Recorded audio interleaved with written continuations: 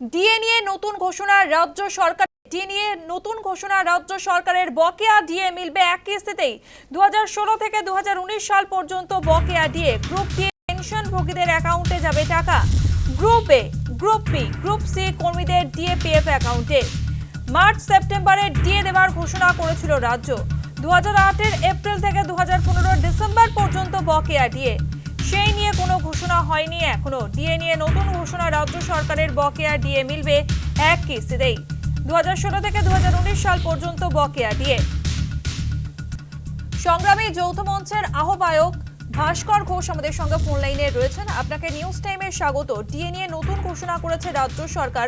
2016 থেকে 2019 সাল পর্যন্ত বকেয়া ডিএ মিলবে এক কিস্তিতেই। এর পাশাপাশি 2008 এপ্রিল থেকে 2015 ডিসেম্বর পর্যন্ত যে বকেয়া ডিএ রয়েছে তা নিয়ে এখনো পর্যন্ত কোনো ঘোষণা করা হয়নি। কি বলবেন আপনি?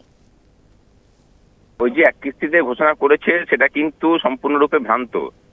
মানে 1/1/2016 থেকে 31/12/2019 মধ্যে যে বকেয়া ছিল সেটাকে দুই ভাগে ভাগ করে একটা ভাগকে দেওয়া হচ্ছে এবং সেই একটা ভাগকেই মানে পুরোটা হিসেবে দেখিয়ে একটা বিভ্রান্তিমূলক নোটিফিকেশন ছড়িয়ে দিয়ে মানে একটা নতুন ন্যারেটিভ তৈরি করার চেষ্টা হচ্ছে যে পুরোটাই দিলাম। আসলে পুরোটা দেয়নি, অর্ধেকটাই দিয়েছে। এবং এই অর্ধেকটা যে দিয়েছে তার মধ্যেও হিসেবের বহু কাজিকুজি আছে, কারণ অর্ধেকটাতেও যে পরিমাণ টাকা পাওয়ার কথা তারও থেকে কম পেয়েছেন কর্মচারীরা।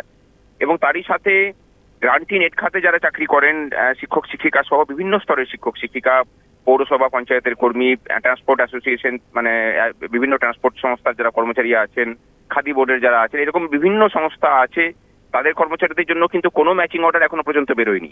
সুতরাং মানে যে কথাটা বলে পড়ে প্রচার করা হচ্ছে সেটা আসলে রাজ্যের মানুষকে মানে সম্পূর্ণরূপে অন্ধকারে রেখে একটা ভ্রান্তি সৃষ্টি করে দেখানো যে হ্যাঁ আমরা সব কাজ করে দিয়েছি। এটা কিন্তু সম্পূর্ণরূপে মানে দুর্ভাগ্যজনক এবং আরো ন্যাক্কারজনক। সরকারের যে মুখোশ খসে খসে পড়ছে, আমরা সেটাকে মানে ইঞ্চিতে বুঝে নেওয়ার কাজই করব। অপেক্ষা করুন। তাকে যেমন সুপ্রিম কোর্টের নির্দেশ হয়েছে, সুপ্রিম কোর্টের কাছে যেমন তুলে ধরা হবে, ঠিক একই রকম ভাবে আগামী মানে মঙ্গলবার দিন আমরা নতুন করে আন্দোলনের ডাক দিচ্ছি এই নিয়ে। কারণ এই ধরনের ভাঁওতাবাজি রাজ্যের মানুষকে বুঝিয়ে যদি ভেবে থাকেন যে হ্যাঁ সকলকেই মানে ইয়ে করে দেওয়া যাবে, সেই ভ্রান্তের মধ্যে পড়ে ফেলে পড়ে সকলকেই বোঝানো যাবে, সেটা হওয়ার নয়।